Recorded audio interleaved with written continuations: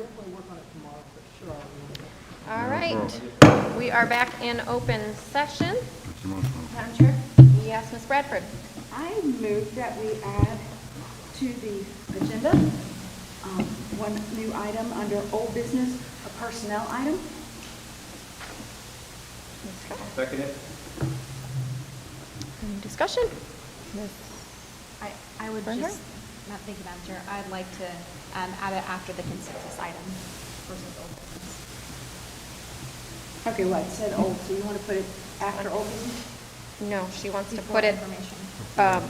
after the personnel report. Oh, okay. Sure. I'll So second that, that. okay, that was an amendment to that, so moving, or adding that personnel item after the personnel report. Any further discussion? Hearing none, all those in favor signify by saying aye. Aye. Any opposed? Passes 7-0. Moving to the personnel report, I will entertain a motion to approve the personnel report. So motioned. Ooh. Do I hear a second? Second. I'll second. All right, all those in favor signify by saying aye. Aye. Any opposed? That passes 7-0. Moving on to the personnel item. Ms. Bradford? Ms. I defer to my colleague. Madam Barnhart? Chair, I make a motion that we enter into contract agreement with Superintendent Dr. Burns. Second. Any discussion? Hearing none, all those in favor signify by saying aye. Aye. Any opposed? That passes 7-0.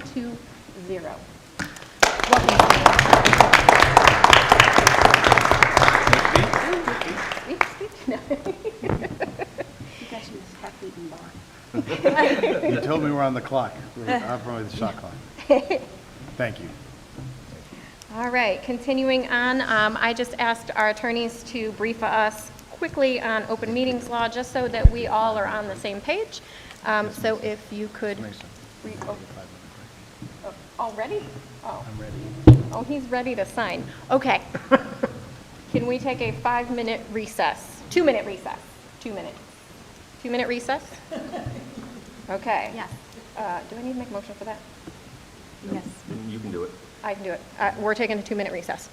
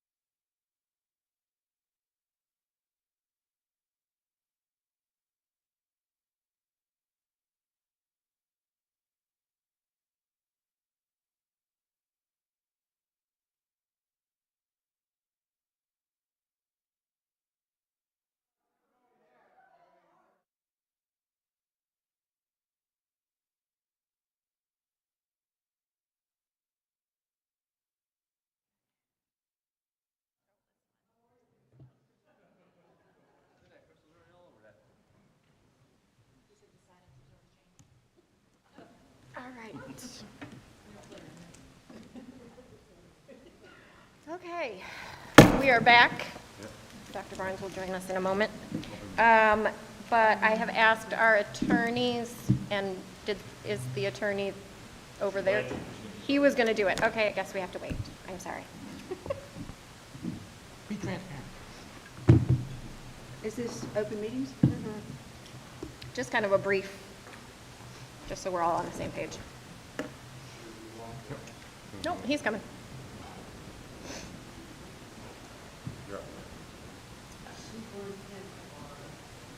Oh, yeah. Superintendent, there he is. Oh, No yeah. more interim. All right, Mr. Blanchard, could you tell us about open meetings law?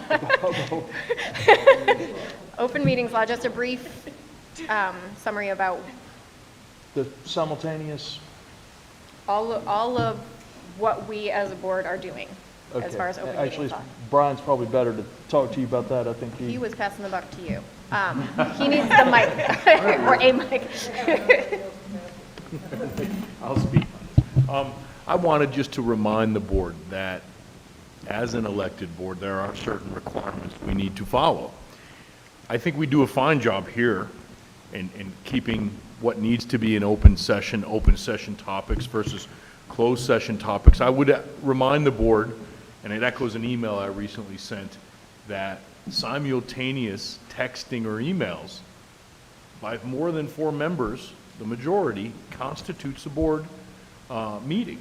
And that could open the door to scrutiny and public purveyance, I guess you'd say. So I would remind the board that when we are texting, when we are emailing, to be cognizant of that open meetings law. Again, I referenced that email I sent you the statute it pertained to make sure that we follow the law correctly. And if anyone has any questions, Norwood and I are happy to speak on it. It's the contemporaneous aspect of it that causes a problem. If you're, like a text, an email, for example, an email chain is not going to be a public meeting most of the time because there's a delay. It's not simultaneous. It's not a substitute for talking like we're doing right now. And, you know, there are like a text could fall into that, though, if you're literally sending right back and forth to each other. You know, if you're communicating in real time, I guess is the way I'd say it. That seems to be the dividing line in the statute, and I think that's what's the concern. So we have to make sure that it's fine to communicate by email, fine to communicate by text. And by the way, texts, the Department of Cultural Resources tells us that they are a short-term record. So there's no real requirement for us to keep them for a long period of time after their utility's gone. But, you know, those things, if you're having a contemporaneous conversation with them, it could constitute a meeting. Thank you very much. Continuing on, contracts and purchase orders. Ms. Sutton.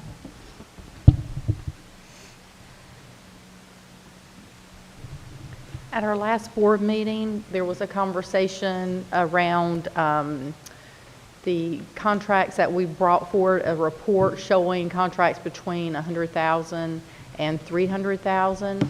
As you recall, Board Policy 6420 requires all contracts $300,000 and above to come to the board for approval.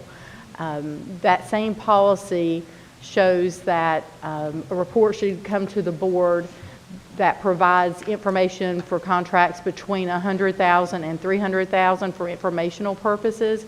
In case the board has a question, they have the opportunity to ask a question since those are still large contracts.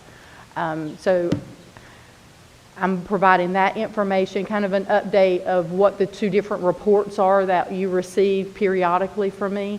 And then in addition, I was asked to provide more details on the report, and so you do have a revised report there that has more information than the original report that I showed last month. So I'm hoping that's helpful, but I'll be glad to answer any questions, or if there's any additional information you'd like to see going forward on the report, I'll be glad to add that. Dr. Merrick? I want to be clear, I think last time there was some discrepancy of understanding when it came to the fact that these were actually already approved, already part of these were not new expenditures, these were not unexpected costs. Right, so that makes all the difference, but thank you for the extra column. Okay. All right. Moving forward, we have stop arm for buses. This was brought to our attention by Ms. Barnhart. Thank you, Madam Chair. I think I spoke to this a few months ago, referencing to some legislation changes that has happened recently. We now have the opportunity to potentially earn the school system some funding as well as keep our school bus riders safer. And so the change in legislation would require county ordinance. So we have to work with our sheriff's department and our county commissioners as well as the school board before we're able to pursue a company to do it. But essentially what this allows is there is an opportunity for us to partner with an organization. And I know of two personally in North Carolina, there may be more, that do this, but basically to install cameras and stoplight arms on the arms of school buses. So in the event that somebody runs a school bus arm, with which Mr. Anderson, please correct me if I'm wrong, we're looking at 100 issues of this a day?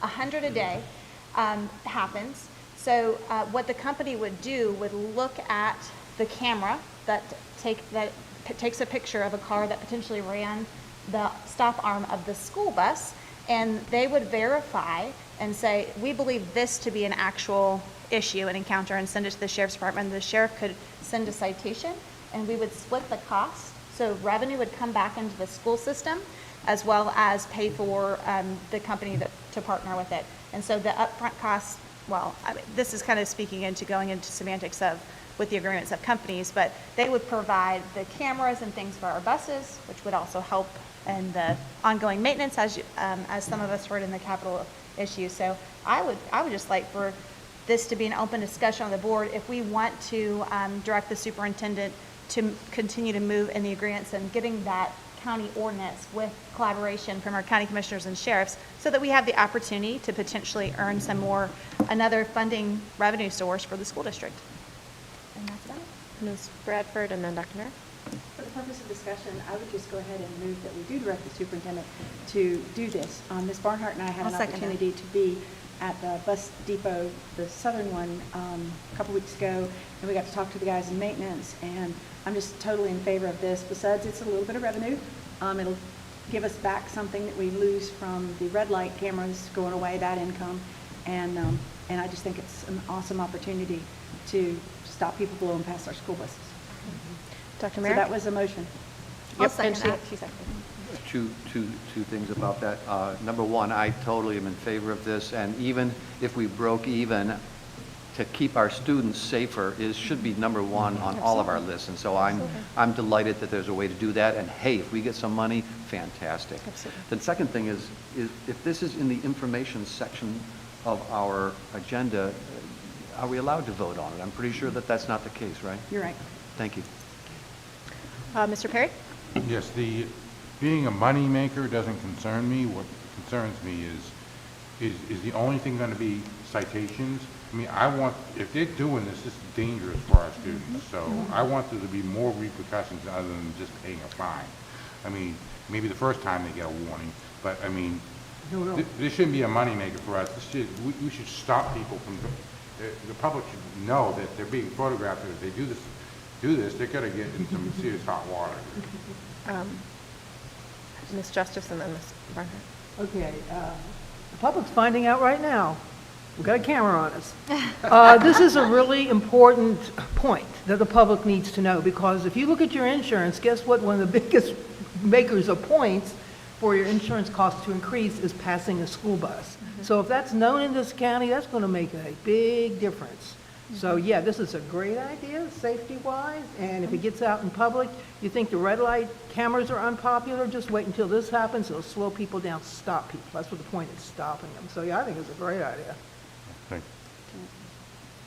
And I just want to speak to, we as a school district have taken initiatives to collaborate within the community because this was an issue.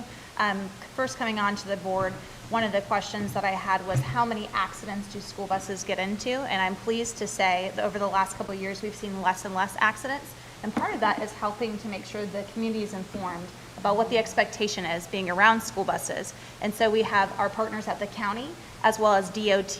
The first few weeks of school, we all have common messaging. You'll see it on WWAY and WECT as well to say this is the expectation and just help remind people because when you are as a parent and you are sending your kid off on a school bus, you are very cognizant, but maybe you're not as cognizant if your child has aged out of the school system.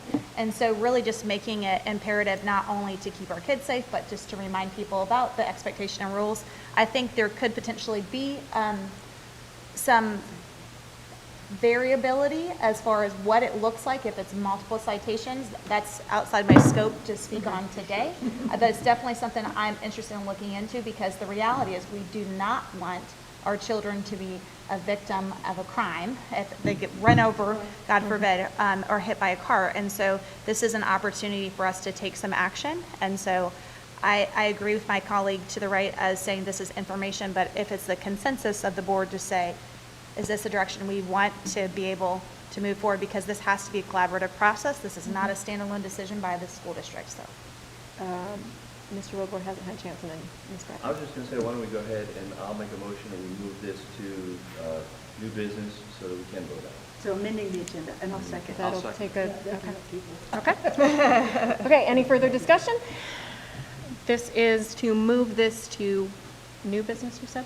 Yeah. Should I say it under A? Under A or under B? I want to go A, so we've already discussed it. Okay, so under A, all those in favor signify by saying aye. Aye. Any opposed? That passes 7-0. So let's see. And now, moving forward, we have summer school. And that was Dr. Barnes.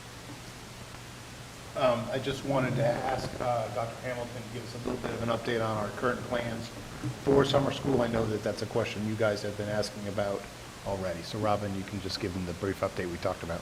Right, we're going to plan to proceed just basically like we did last year. It's going to be the very same process that we had for students for credit recovery, retaking, and also the Read to Achieve camp for grades 2 and 3. Same as last year. In credit recovery for high school. Mhm. Also, the board had talked about, is there a way to sort of work with a collaborative partner to incentivize the presence at summer school? And that'll give us several months to work on that as well. Just can't come out of, obviously, school funds. That would be a partnership agreement with someone else. All right. Thank you.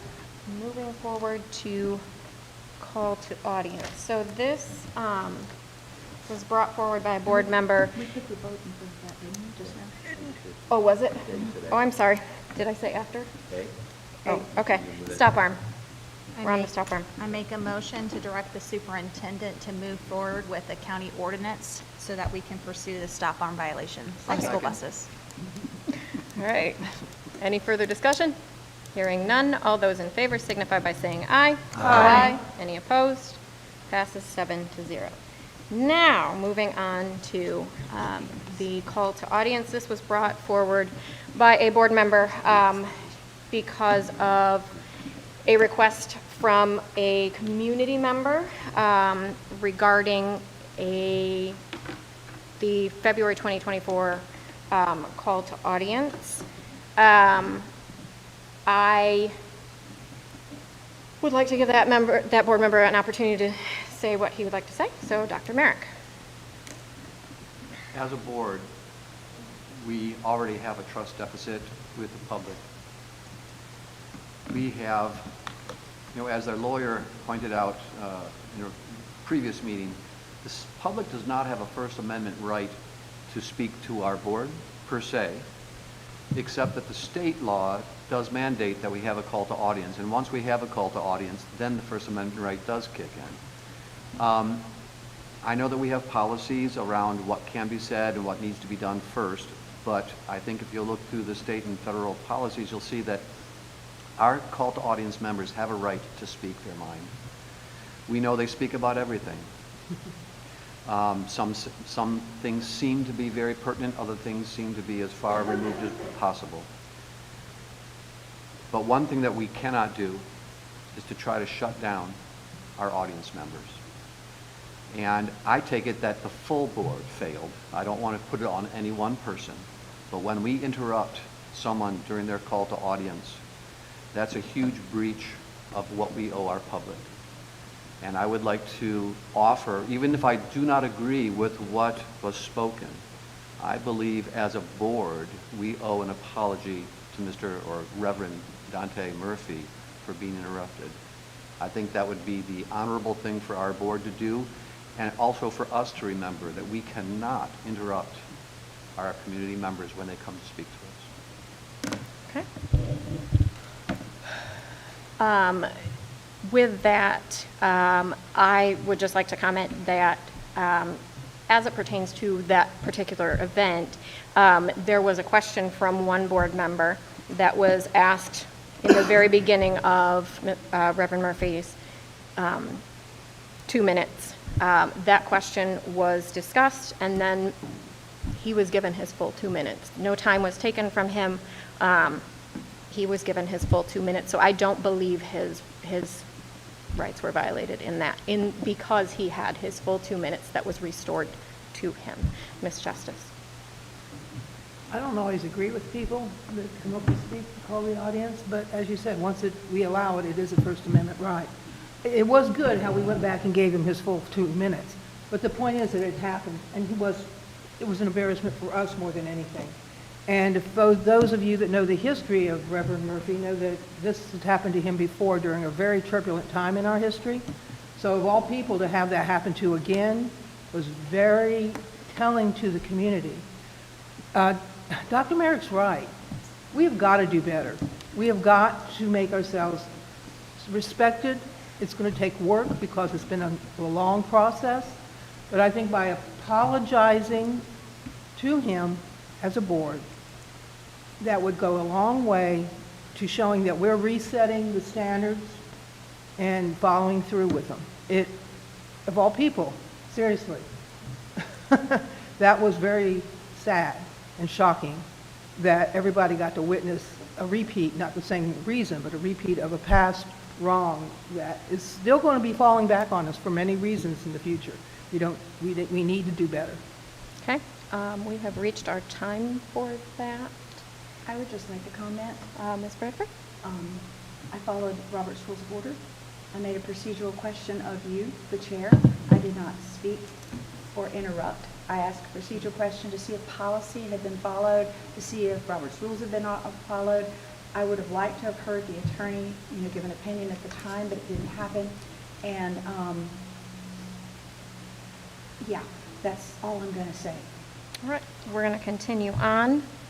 We have the presidential mandate. I have a Mr. point Perry. of order. He made a motion for us to issue it.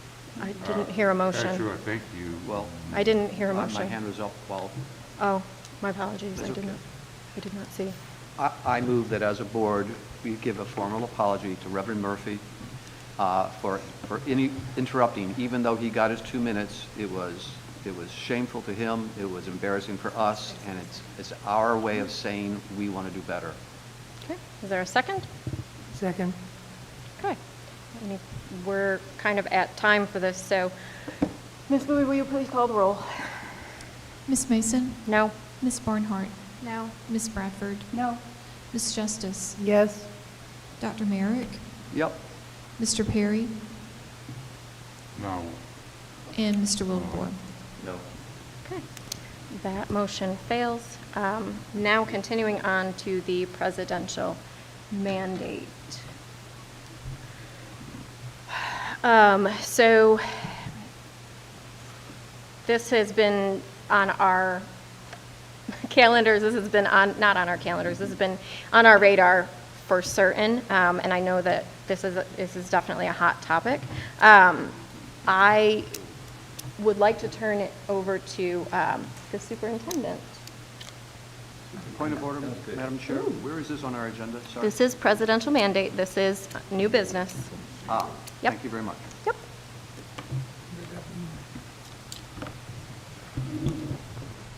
Thank you, Madam Chair. You have lots of handouts to go along with this, so just bear with me. This has obviously been a very tumultuous time over the last several months. We have received several things from the Office of the President and the Office of Civil Rights that I believe bear conversation from the board. Obviously, my goal is to protect the educational environment and the safety of children, and to make sure that we don't have politics entering into the day-to-day work of students in classrooms. However, I'm going to pass out to initially start the letter we received from the Department of Civil Rights Valentine's Day. And I think you guys have seen a copy of this already, but I'm providing it for you today. Oh, yeah.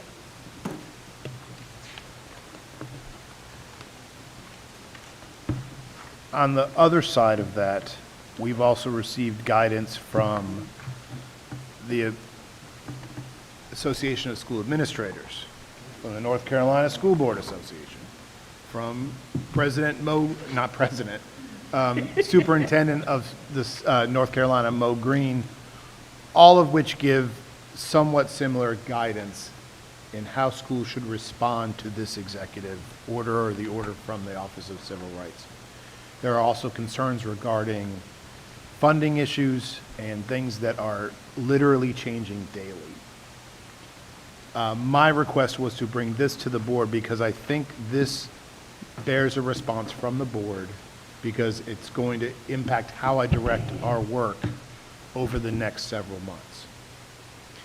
Part of the concern is I've talked with several superintendents across the state, so I'm going to have to broaden this conversation just a little bit. I'm sorry for the time. We receive approximately, and I'm going to say 20%, is that correct, Ashley, from the federal government-ish? It's a little less this year, but if you include child nutrition, that's probably closer. Okay, so without, be that as it may, what we receive is obviously funding streams from 3 different sources. We get local support from our county commissioners, we get state funding, and we get federal funding. This office, or the letter we received from the Office of Civil Rights, clearly states that our federal funding is tied to compliance with this missive. Now, our federal funding comes in a lot of different ways. Most of it is tied up in 2 different areas. One is IDEA, and the other is what's called title funding, Title I, Title II, Title III, and Title IV.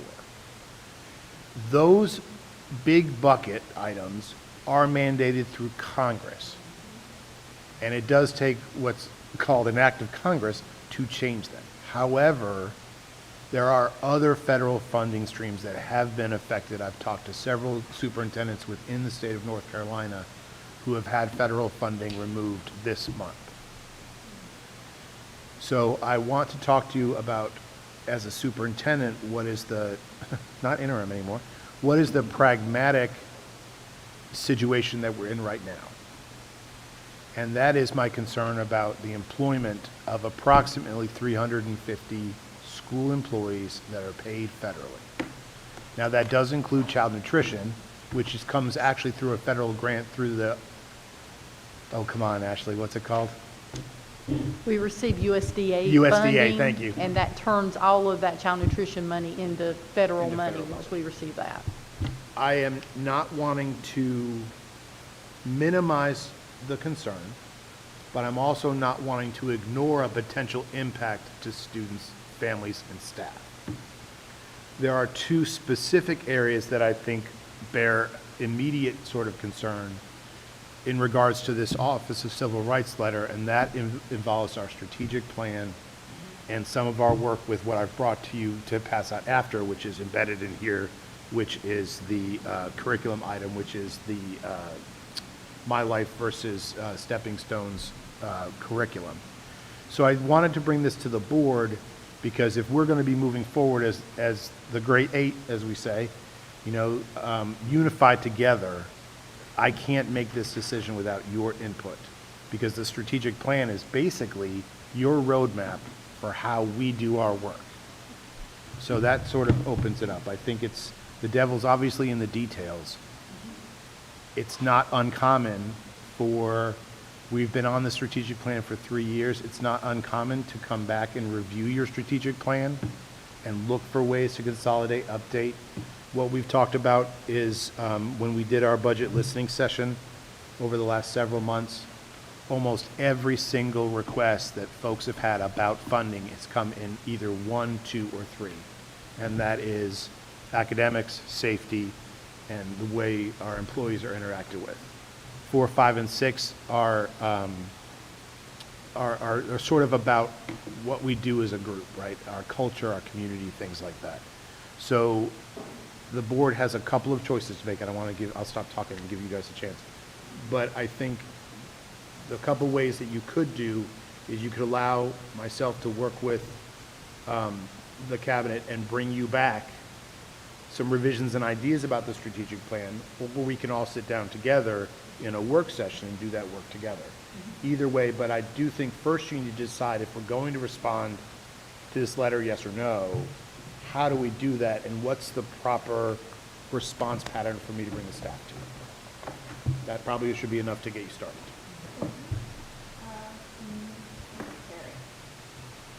Thank you, Dr. Barnes. This is probably where I have a set of 3 related motions. One would be, and I'm just going to briefly describe them at this point rather than actually making the motions. First being to actually do that work, removing EDI from the strategic plan. And we can talk about replacing EDI with another, possible strategic goal.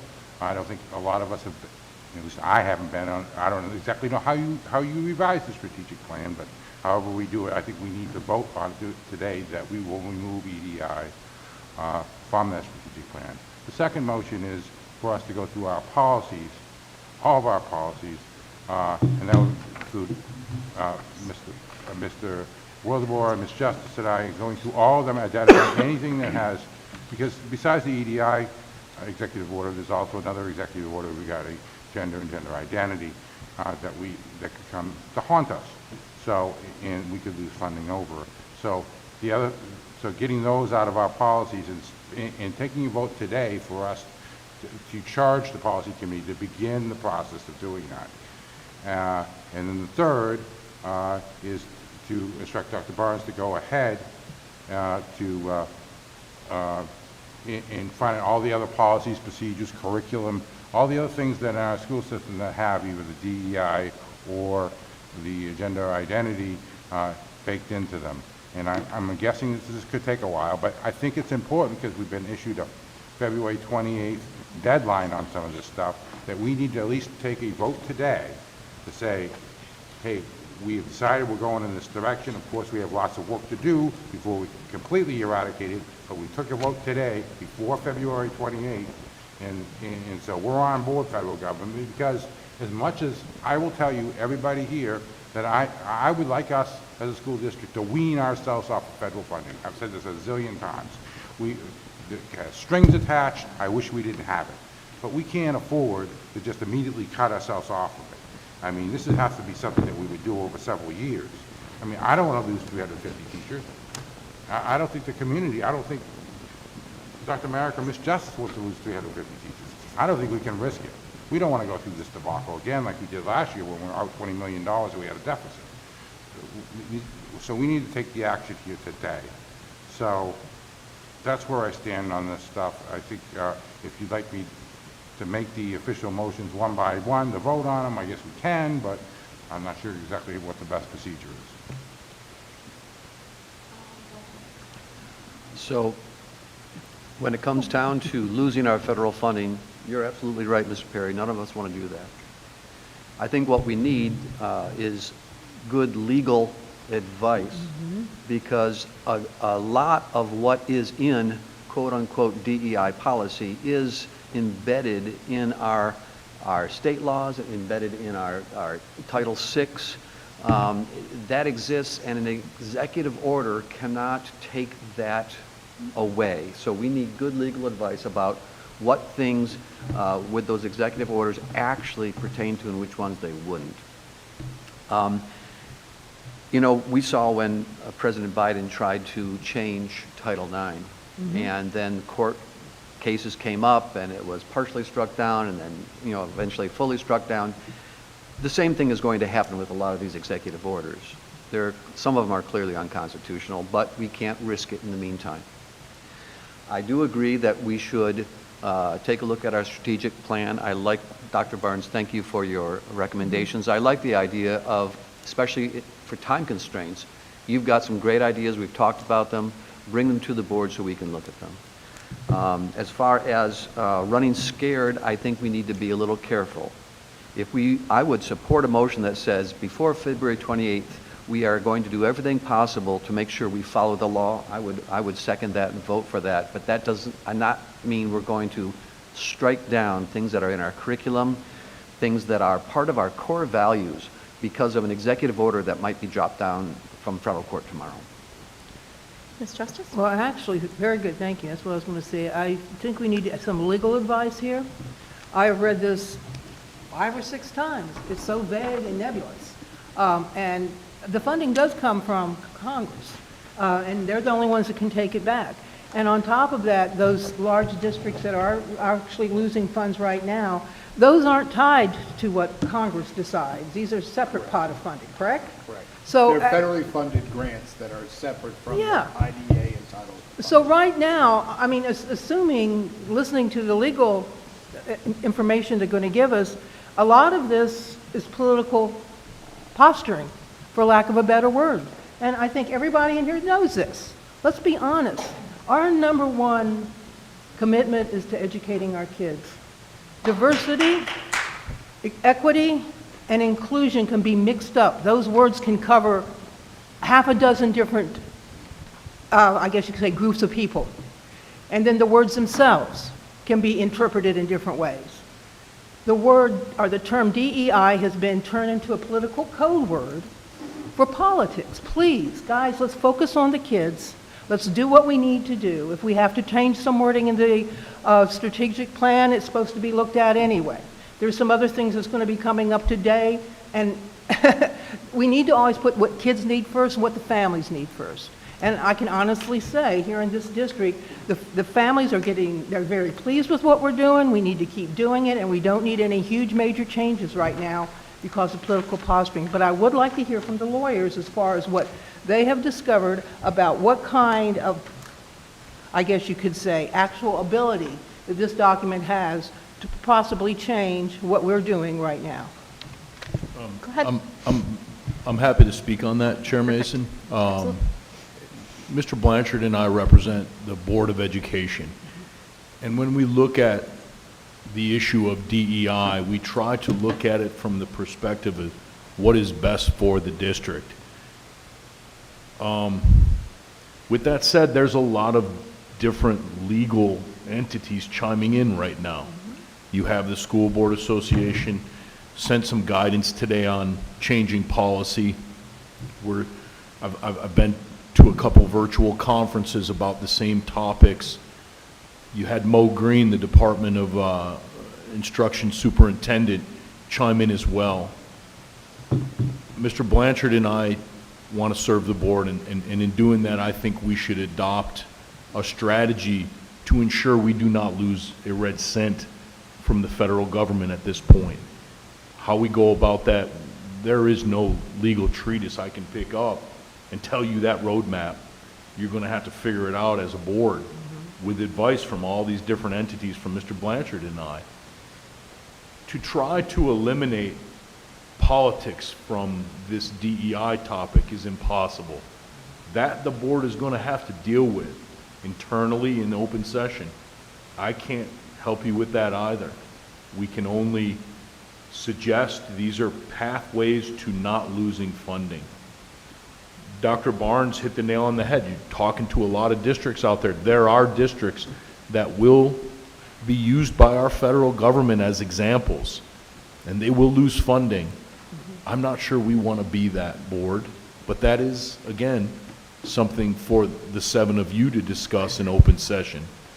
So as far as what legal advice can I give, right now I can only offer you these various roadmaps.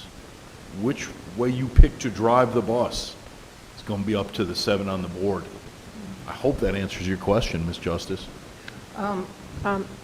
Ms. Bradford?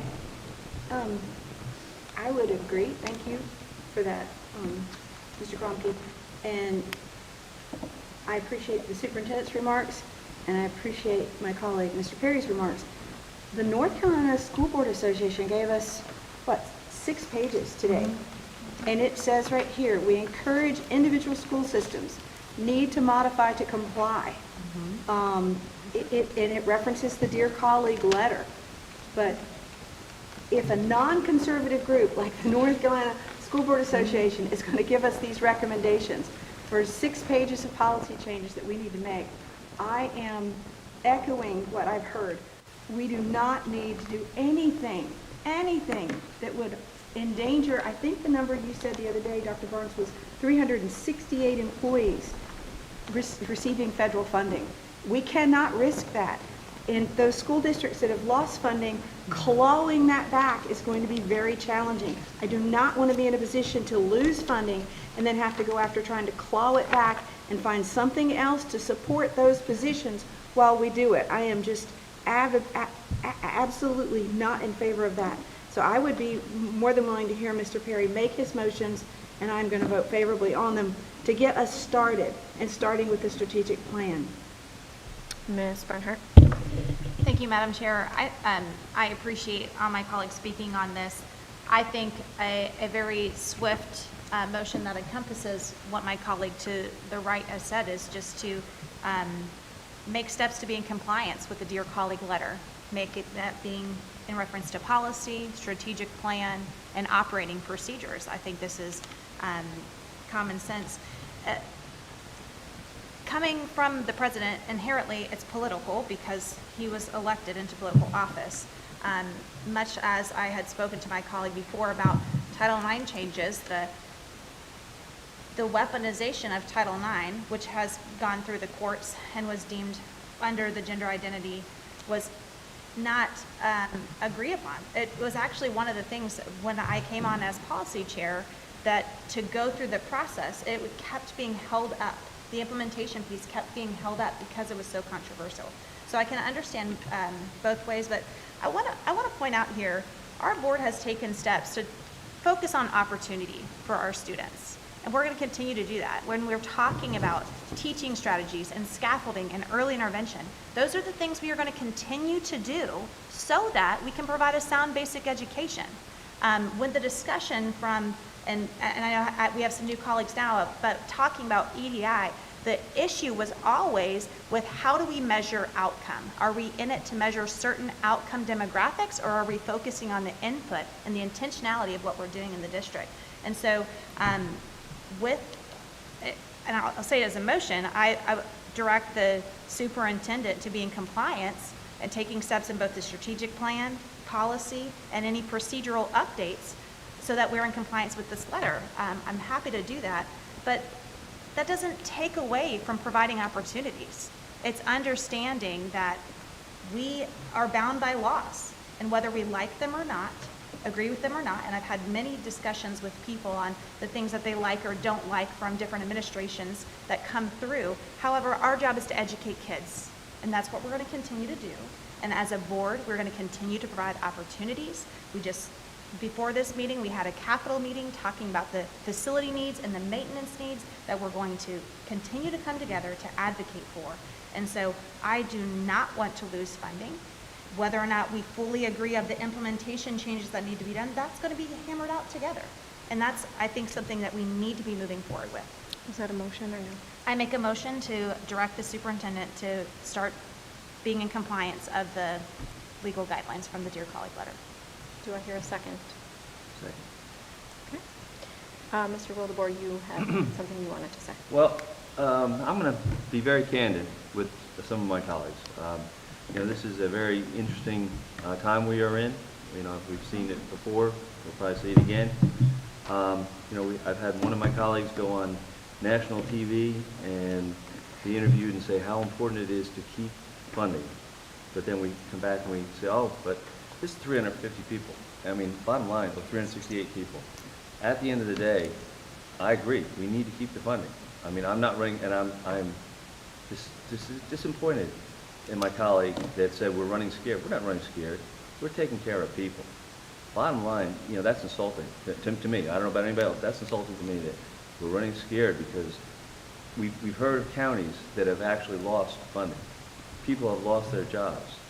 We were here on the board last year when people lost their jobs.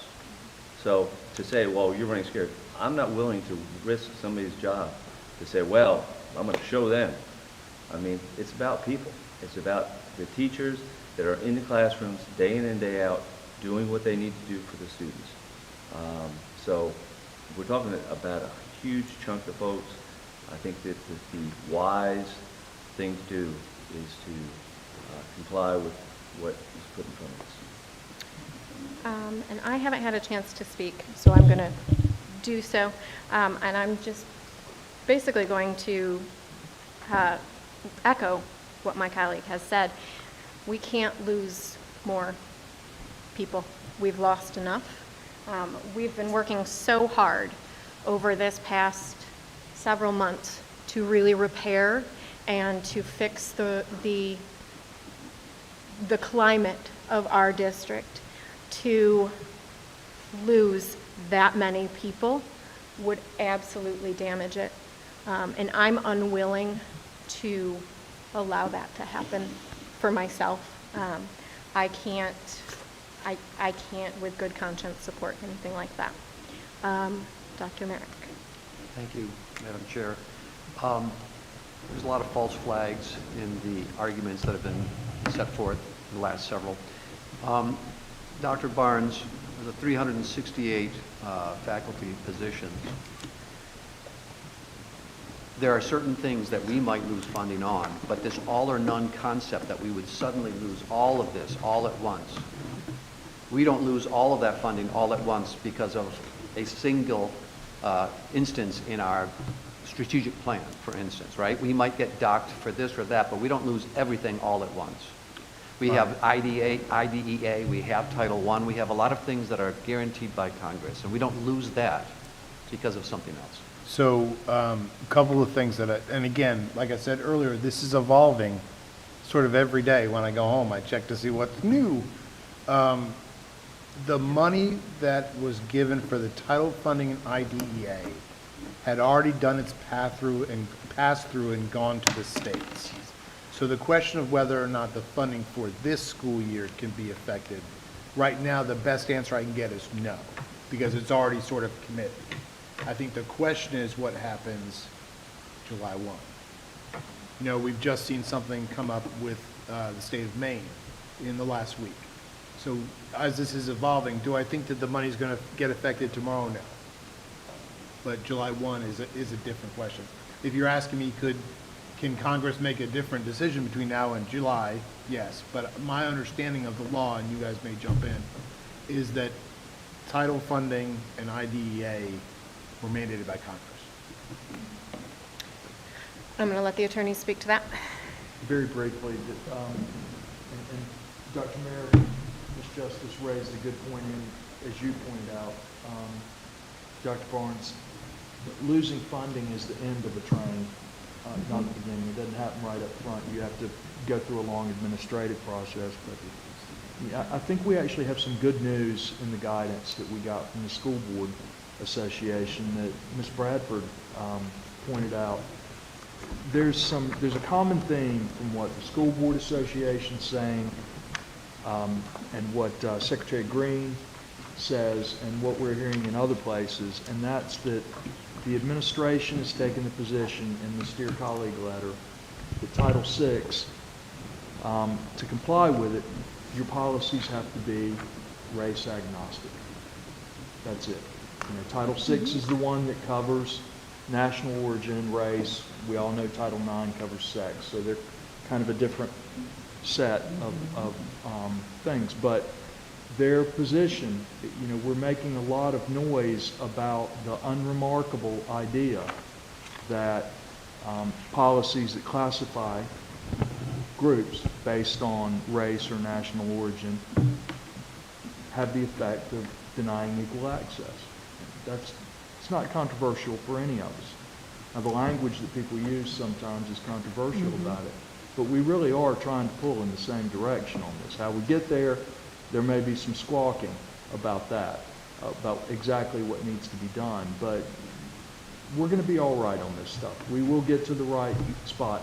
And the School Board Association helped us out a whole lot by pointing out some of the policies that they believe, and I think we'll have a consensus on that. They believe we're going to need to address first.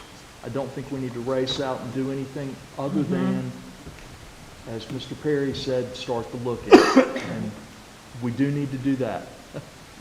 We do need to do that. Ms. Justice? And thank you for that. And that's what I'm saying. We need to take our, don't worry about the 28, hate to say that, but that's not going to happen. As the governor of Maine said, you know, to see you in court, that's crazy.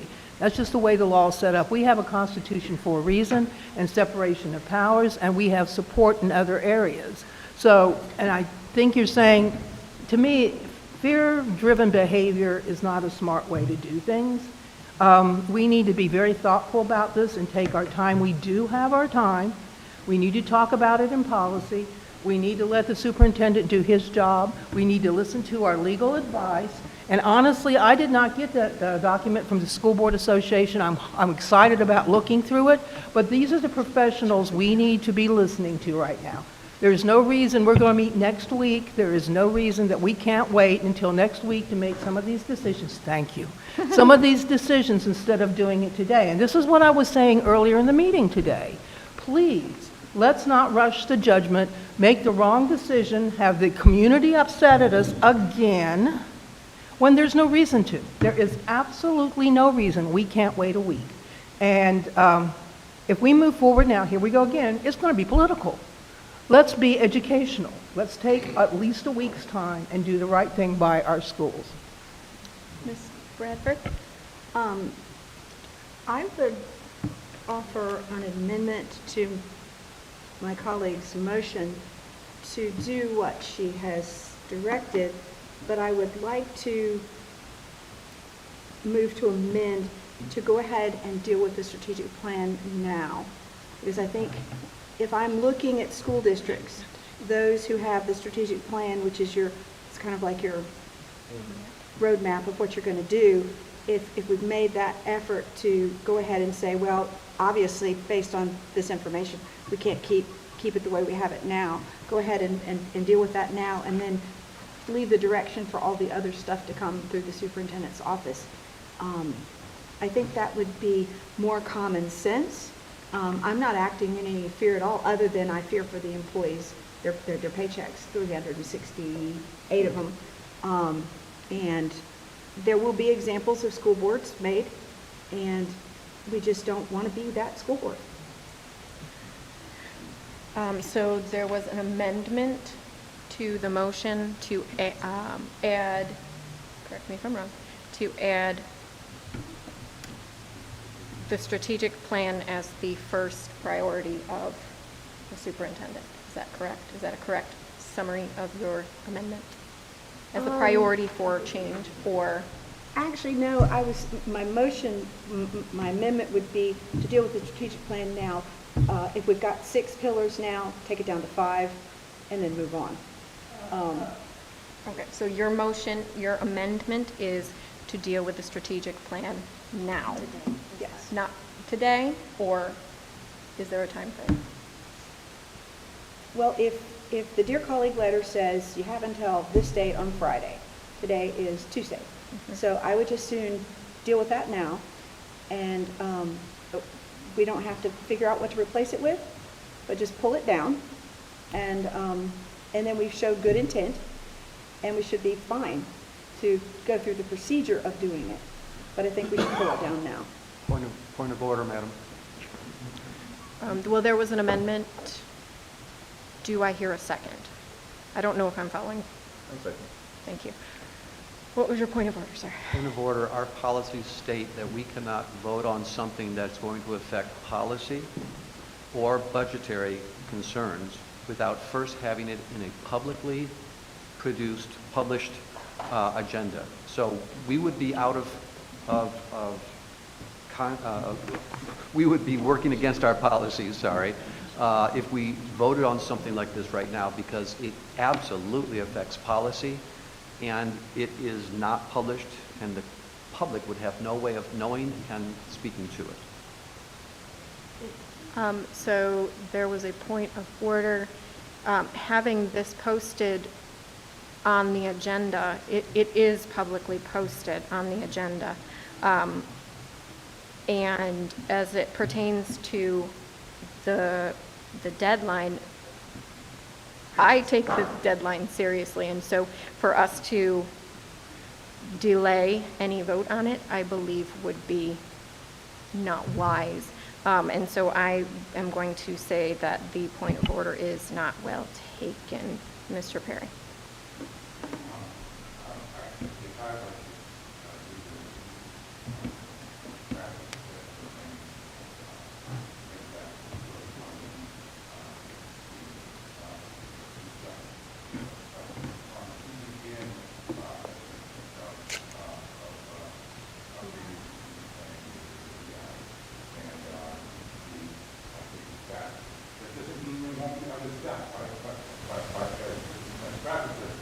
Time is good faith. Before the 28th, we put our attention on the line. But if I have a motion done in every favor, I can draft the first one. It's important to say, this is what we're going to do. When it comes to policy, we're going to say we're going to eliminate all EDI and gender identity from our policies. We're still going to have to go through the process of bringing the individual policies to the front of the policy committee. The lawyers are going to be able to say, well, wait a minute here. You might want to watch it on this one because there's some other laws.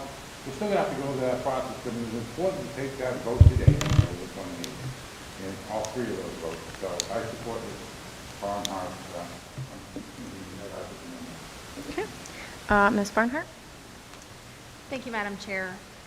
I think today what we're discussing is whether or not we want to move forward to be in compliance. So there is a list of policy changes. I know some different colleagues have brought policies to the attention to have the discussion. So policy will be in charge of going through and combing through and having that discussion so that we can still provide that quality education that we do here in New Hanover County Schools and are in compliance at the same time. So this is not going about anything. And to say to update the strategic plan, well, one of the pillars was literally titled what this is targeting, so it definitely needs to have a revamping. I like Dr. Burns' idea, come together to say, we already discussed of having a work session, so let's come together to have some of that really good content that he can kind of combine together of his ideas individually to say, this is the new vision that he thinks would be in compliance and still be responsive to the needs in our district. And I think it's a good thing for us to be able to come together to have those intentional, longer conversations so that we can have the opportunity to provide more feedback. But there is a deadline that is for this Friday. And moving forward from this meeting, I think it's important to say, are we going to vote to take steps to be in compliance with this or not? I mean, and that's what it comes down to. My takeaway from this conversation is understanding that there are changes. And I will give this example. Whenever we were implementing the Parents' Bill of Rights, there were, at different schools, there were different medical fairs, dental, vision, things like that. And we, as board members, those of us who were on at the time, were receiving feedback to say, we were told we're not allowed to do this anymore. We can't do this anymore. And there was a halt in implementations of some practices that we had done because we had to change some procedures prior to being able to continually do it. And so there are going to be some changes that we have to say, we need to stop, think about this, potentially change some procedures. those still happen, is my understanding that those still happen. We still have vision screening and dental and all that thing, but there was a period of time that we paused it to make sure that we were in compliance with the law, which is our job to uphold as elected members of the school board. So I want to point that out there, because this is not all of a sudden we've made all these changes to policies and procedures. This is just saying, yes, we are going to be making steps to make it happen. Just like when we were rolling out the Parents' Bill of Rights implementation, we had a website, we had the process, we had the procedures of saying, this is the updated steps to show people this is what we're doing. So I see this as a similar process that's going to have to go through the school system. I am in favor of being in compliance with this letter. And with that, I think we've reached our time, Madam Chair. Just point of order for that. I wanted to, did we reach our time? Have we? I did want to make sure that, because everybody else has spoken twice, that. We're just going to pull questions, so. Oh, okay, so are we, okay. So we've all had the opportunity, those who wanted to speak twice have had that opportunity, and we have reached time. There is an amendment on the table to address the strategic plan, so we're going to vote on the amendment, and then we will vote on the original motion. And Madam Chair, just to be clear, that is to add to what the other motion is, not to take away at all. Correct. All right, Ms. Bowie, will you please call the Point of roll? inquiry, can you please repeat? So the amendment, Ms. Bradford, will you restate your amendment? To address the strategic plan, yes? I don't remember what it was exactly. So, It was a strategic plan. yeah, it was, yes, to go ahead and modify the strategic plan now by pulling down one of the 6 pillars that is directly addressed by the OCR letter, the Dear Colleague letter. Okay, so that is the amendment. The amendment is to address the strategic plan now by pulling down what needs to be pulled down related to the OCR letter. Direct to the super, all the rest of it. Well, amendment first. Yeah, the Ms. rest of Bowie, it. will you call the roll?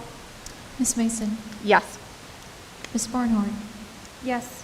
Ms. Bradford? Yes. Ms. Justice? No. Dr. Merrick? Mr. Perry?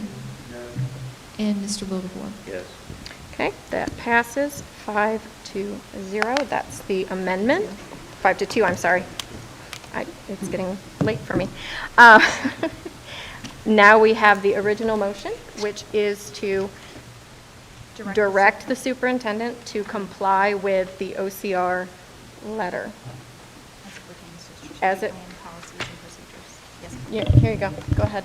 yes, as a repeat, is to direct the superintendent to be in compliance with the letter as it relates to the strategic plan, policy, and procedures. All right. We've reached our time on discussion. Yes, ma'am. Was there a date for the superintendent to do it by, or is this in general? To start now. To start now? So this is That's my basically to understanding, start correct? now, that's it, right? There's Yes, no ma'am. date, okay. Yeah. Ms. Bowie, will you call the roll? Ms. Mason? Yes. Ms. Barnhart? Yes. Ms. Bradford? Yes. Ms. Justice? No. Dr. Merrick? No. Mr. Perry? And Mr. Wildebohr? Aye. That passes 5-2. Could I have a last observation? Oh, Dr. Barnes has asked for an opportunity to say something. Actually, I'm sorry, if you're gonna, were you gonna go to number 2 that you had? Yeah. I'll- Okay. I'll All right, back clean. Mr. Perry. To make the motion to direct the policy, maybe to call, the DEI, gender and ideology, out of our policy, in the process of reviewing our policy, to be able to determine and to revise those as appropriate by law. Right? Point of order, Madam Chair. Isn't it true that we all have to receive his motions and what he's speaking about here We before did. the meeting? We did. I never received any of this. He sent, Yeah, a- he he did. sent an email out to all of us. Well, so are we going to blame our IT department for this Nope. tragic shift to Microsoft? Because No. I did not get Nope. any. Order, Nope. Madam Chair. I'm not. There is a motion. Second. We have about 10 minutes left of conversation regarding the curriculum item. I want to make sure that we give enough time for that. And so I am going to call the question. Second that. Okay.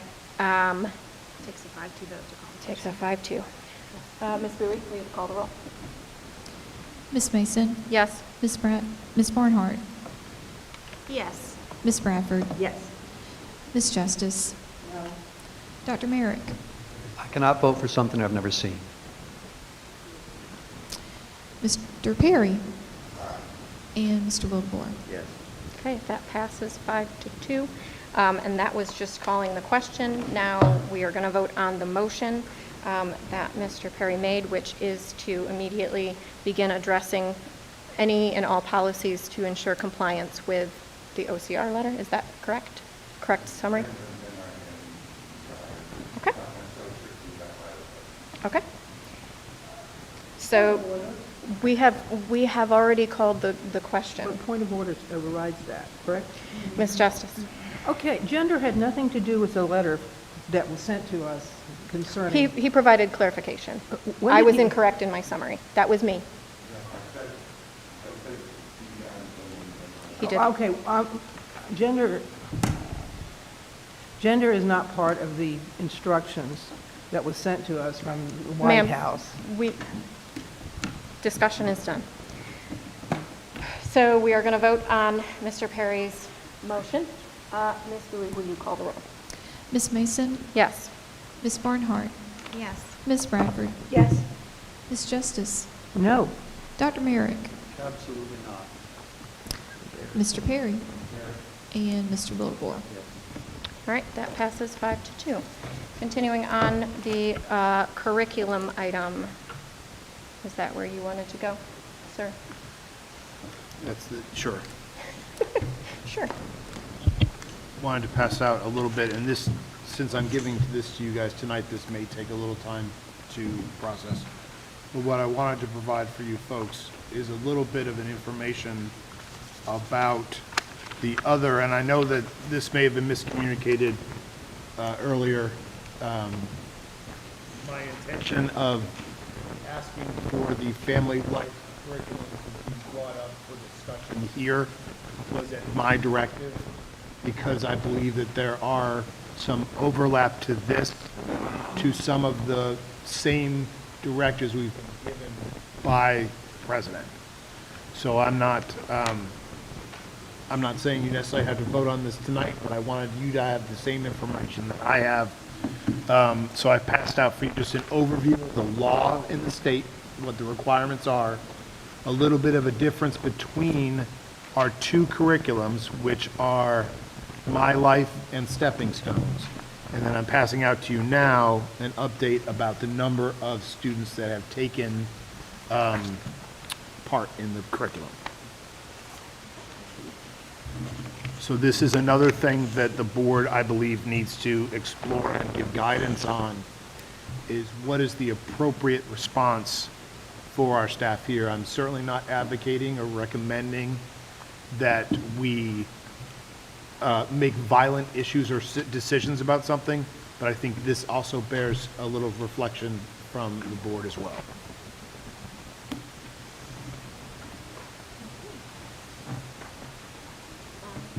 Opening it up for discussion. I'm noticing, Dr. Barnes, in the Family Life Education Topics Covered section, the check marks of what's in grade 5, 6, 7, and 8. And I see that some of these are going to have hot-button issues because they may be in conflict with the OCR letter or some of the executive orders. The ones that are highlighted are ones that are in, not sort of in both curriculums. And those are the ones that I consider things to look at. And from speaking with family life educators, it seems clear that it would be very easy to drop certain lessons, a total of 4, not 4 for each child, 1 for 6th grade, 2 for 7th grade, and 1 for 8th grade. That would bring us into compliance documents that would allow us to continue teaching peer-reviewed, scientifically accurate, medically accessible sexual education for our children that would help them without removing all of the stepping stones. It's just, I can't help but see it as a political move by either members of this board or of this district that we would get rid of the entire program. We do not assess the intent of others. That's fair enough. It is very premature to think that we would have to get rid of an entire program because of one or two lessons that need to be removed. And so I heard that we were actually talking about only giving parents and children an option for My Life, abstinence only, not peer-reviewed, not medically accurate. We have to keep stepping stones in place. And so my Point of inquiry, is My Life not medically accurate, electronically accurate? Or peer-reviewed. medically incomplete. Pardon, I will take that word back. We do not teach enough in My Life about child's I'd like to know the answer to my options. inquiry, just for the Dr. Hamilton. Would you repeat your question, please? Is My Life medically inaccurate information that we're teaching to our children? I don't think it's medically Okay. accurate. I said incomplete. I did amend. I just want to hear that, and we have cameras rolling as well, so I just, thank you. Thank you. Okay, wow. We have lots of hands. I'm going to go with Mr. Wildebohr, because he very rarely speaks, so. There you go. My guy gets to talk sometimes. I've talked to actually some folks in the upper echelons of these different programs, and defending both of the programs, and I think it is very important that parents have a choice. I'm wondering if there is not another option besides, I'll be honest, because I used to teach in the county, and when Stepping Stones began, it didn't have the I won't say his name, my colleague over there, the mentions, some of the ones that he's brought up. But I'm wondering, is there other options out there in the world that probably do both? And I'm not trying to be Mr. Compromise, but there's probably something there that is not an abstinence-based program, but does not address some of the things that are now against the executive order. I'm wondering if we shouldn't ask our superintendent, ask his staff to do some research and see if we can find a program that will not only suffice what my colleague over there said, but also be in compliance. I mean, I'm sure there's a compromise out there. Mr. Perry? Thank you. I want to agree with Dr. Merrick to a certain extent. There was been some people, especially online, saying that we were trying to get rid of this complete, anything to do with contraceptives or anything like that, and just to get, that's not my intent at all here. There are some certain aspects of this that I think need to go. From my understanding, a lot of these might have been brought in around 2021 when Ms. Craybill was in charge of the Title IX committee. That is what I have heard from Mr. Bradford. From Ms. Bradford. So I believe that we can, we can get rid of some of the, say, the gender roles and identity inclusion. Some of the ones, as long as this remains an opt-in program, I think we can get some of the aspects out of this curriculum and still keep the curriculum. So. Ms. Justice? Okay, I'm confused. These have been handed out. There is nothing on here about stepping stones. In fact, there wasn't even an introduction of what this discussion is about. It was just because so much has been online and people are having a voice, mainly families. You can see the statistics. Stepping stones is a lot more popular than Family Life, and that's parent choice. Here we have the Parent Bill of Rights, and we're totally ignoring it, and I'm not even sure what this discussion is about. Are we supposed to be voting on something? Are we supposed to be making decisions? What kind of information are we being given? And again, this Dear Colleague letter says absolutely nothing about gender. So I am very confused. Our direction seems to be just to, I don't know, upset the public. Is that what we're trying to do? These are wonderful programs, and parents have a choice. My grandsons just recently, in the last couple of years, took the Family Life programs. And I'm nothing but happy. I choose Stepping Stones, but parents want to choose Family Life, that's fine, if they want to opt out. So why are we, I want to know what this discussion is actually about. Are we supposed to vote and decide to get rid of one or the other, or if we want to change some? I see nothing, and the Dear Colleague letter was specifically about race. I see nothing about race in here. And why are we attacking gender? This is a real world, this is one of the things we're getting in the letters from the parents. This is a real world experience. We know a heck of a lot more now scientifically than we did 50 years ago or 100 years ago. And society is accepting of the huge variety of humanity that we have. We're not all fit into one thing. So I am confused as to why this Dear Colleague letter has anything to do with these classes. That's what I'm concerned about. Why are we doing this? What are we doing? So as it pertains to that question, on the agenda, it says that we've received new legislative guidance from the federal government. Our current middle school family life options may not be in compliance with the latest guidance from the federal government. We feel it is safest and most responsible to move forward with the My Life curriculum as the opt-in program for parents and students in grades 6 through 8 until we receive more clarity or additional legislation from the federal government. There's a lot of things flying out in the ether. And just to provide some clarity, looking at the comparison of the two, because that's in the document that Dr. Barnes gave us, there is a comparison between the two. It's very small print, but there is a comparison between the two. And I looked over this previously just to kind of see where we're at. There's a lot of thought that My Life is abstinence only and that, but Stepping Stones also covers abstinence. Things that are covered by My Life that are pretty important: childbirth and pregnancy, consequences of teen pregnancy, media influence, physical changes, sex trafficking. We want to protect our kids. We want them to be informed. They need to know. Both of those curriculum both of those curriculum teach that. Sexual abuse and sexual harassment. We absolutely need our kids to hear that. Both of those curriculum teach it. STIs also, both are taught. And so I think it's important that we recognize that, yes, some people may choose Stepping Stones, but there are some of that information is also covered, and some of that pertinent information is also covered in My Life. And so I don't think that this is we're getting rid of this forever. I think this is we need to look at what we have and make sure that we are in compliance. Dr. Barnes. And I may have said that wrong when I put it into the agenda. I think none of us sitting around this table right here are the experts in this curriculum to start with. Right. I think what you guys have is a wealth of choices, well, a limited number of choices in front of you. Either you guys vote to not teach it at all, which is an abrupt shift.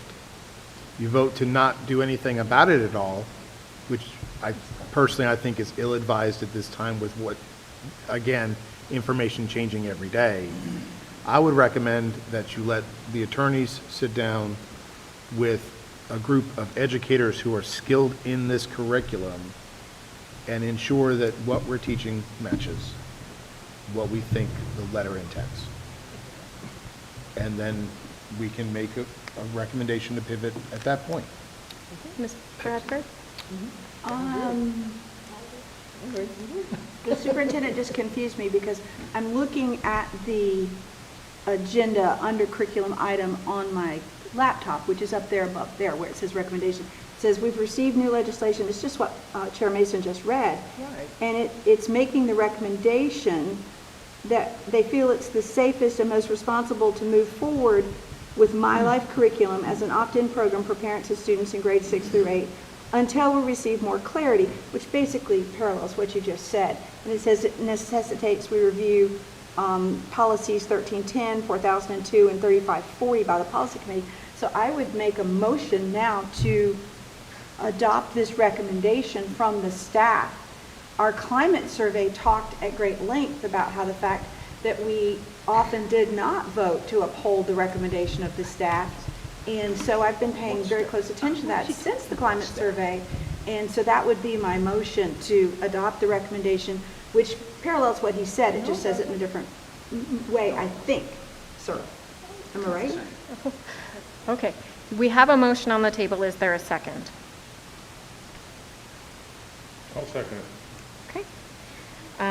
We have 5 minutes left in the meeting. And so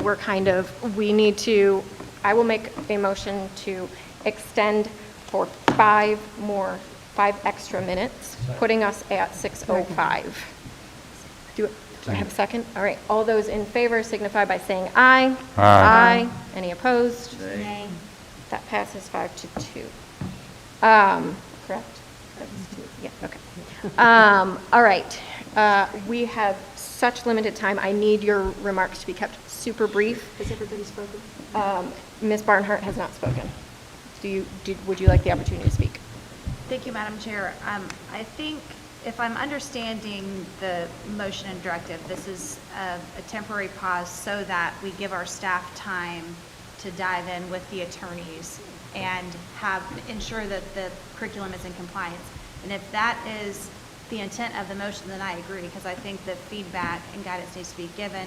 There does seem to make some changes. Maybe it's to this curriculum, maybe it's, as my colleague said, to choose a different one to allow for a comprehensive sexual education as well as a primarily based in abstinence education option, because both of these options are opt-in.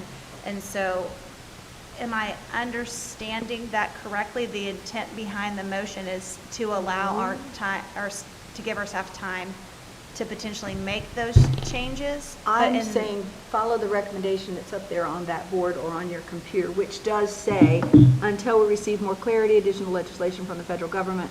So yes. Who's recommending? This is staff recommendation. Yeah, just to uphold the staff recommendation is it was my motion, and Mr. Perry second. Okay, so Again, I guess that's where my discussion points lie, is that the intent after this meeting to get more people together to provide that feedback potentially of what that looks like. Because in my opinion, the end result is not at resolve. I don't have I'm not going to say page 2 and page 6 need to go and not this. I'm not at that point as a board member right now to do that. So I'm just curious if that's the intent behind it. Okay, we have 7 minutes total. Okay. Dr. Merrick? I move to amend my colleague's motion to be in line with what Dr. Barnes has said, that rather than stopping now, that we continue as such and allow the superintendent and staff to come up with recommendations. It's a motion to amend what she said. A second. Okay. Ms. Justice, no, Mr. Woodward. Okay, I'm not even sure what just happened, except Dr. Barnes had a very good suggestion that I think most of us are agreeing with. The only wording I'm concerned, first of all, none of this is going to be coming up until they have to make decisions about next year. And in that time, he's going to be able to have that completed before that happens. So to just go with one or the other right now doesn't really matter. Just stay the way we are at the moment. Let them do their research, which is what his second was, and then we can go forward and make a decision from the information they bring to us. Right now, to even say just go with one, there's no reason to. Just leave it be the way it is. I believe that's what you're saying. I think that's what Dr. Barnes is saying, if he could clarify that, so we can go ahead and then have a decision to make for next year. Mr. Woodward. 2 quick things.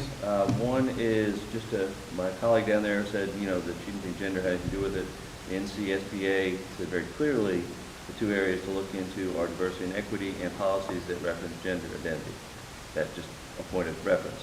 But the other thing is, I'm concerned, and I would like to, if we could ask Dr. Barnes this, we probably have students right now that are in the classroom with a teacher and in stepping stones, and tomorrow all of a sudden that teacher's going to be like, oh, I don't know what to do with you because you're not here. So that's my biggest concern. I mean, I think maybe the idea of saying, as Dr. Barnes has said, and I can't make a motion on a motion, but basically, we will not teach the ones that are highlighted, we can teach everything else right now until we have more clarity. To me, that makes more sense than all of a sudden the principal having to say, well, I don't know what we're doing with these kids because they're in stepping stones and stepping stones just got, there's no more, obviously anymore. Dr. Barnes? I'm getting lost in which motion is which.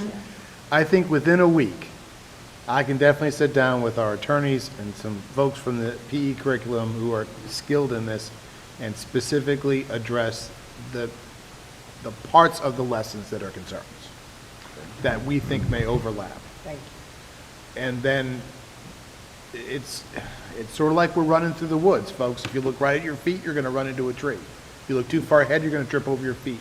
Let's give ourselves a little bit of running room to adapt as we go. But I do think that if we're pushing up against that February 28th deadline, I think there are some things we want to make sure we address as soon as we can, but I don't think we should throw the baby out with the bathwater. And again, that's my language up there. So if I was not clear enough, that is my fault that I sort of pushed everybody over the edge of this, and that's not what my intent was to do. I just want to make sure we're making pragmatic, safe decisions for our students and our staff. So there is an amendment on the table to retain stepping stones and allow for staff to make the needed adjustments. Is that correct? With Dr. Barnes and legal. With Dr. Barnes and legal. If there's no further discussion, Ms. Bowie, will you call the roll? Ms. Mason? Yes. Ms. Barnhart? Yeah. Ms. Bradford? No. Ms. Justice? Yes. Dr. Merrick? Yes. Mr. Perry? Yes. And Mr. Wildebohr? Aye. Okay, that passes 6-1. So back to the original motion. Ms. Bowie, call the roll, please. Can you please? The original motion is, oh Lord, it's been a minute. The original motion was to abide by the recommendation listed. Ms. Mason? Yes. Ms. Barnhart? The recommendation listed up there. Just amended that. That was amended, we just. Right, the amended, oh Lord have mercy. No. Well, this doesn't have a timestamp on it, so we could still go with the recommendation, given the week or so for Dr. Barnes to meet with legal and staff. Yeah, there's no Guess it's a week. All right, I'm trying to figure out how we. We just motion to table this? No. Why don't we table it? I think the other, and you might want to check with our attorneys, but I think that his motion actually supersedes the motion that was on the table because they're in conflict. So then we do not vote on the original motion. Is that correct, gentlemen? Dr. Barnes just sort of lost track of what Well, You and me within the both. week, then we can't do what that says. They are in conflict, so does that negate her original motion? Madam Chair? Yes, ma'am. I would move that we post, I can't remember my right terminology, but we move this till next Tuesday, because that'll be a week, exactly a week. We just move this vote till next Tuesday. All right. So that's a motion to move this to next week. Second. Okay. All those in favor signify by saying aye. Aye. Aye. Any opposed? That passes 7-0. Committee reports. I have one, but we're out of time, so. All right. I will, I didn't get my last ups at bat. oh, sir, you got less than a minute. No worries. And I think this needs to be clearly stated, and I want to be very clear about this statement. Thanks. The changing of the strategic plan, the changing of policies, does not change what I believe about maintaining the inherent dignity of staff and students. And I don't want anyone who doesn't believe in those things, the safety of children and dignity of people, to be here in this district anyway. So that's regardless of what we do, dignity is still foremost in my mind of what's important for children. Thank you. All right. I will I agree. entertain a motion to adjourn. So moved. Do I hear a second? All those in favor signify by saying aye. Aye. That passes 7-0. We are adjourned.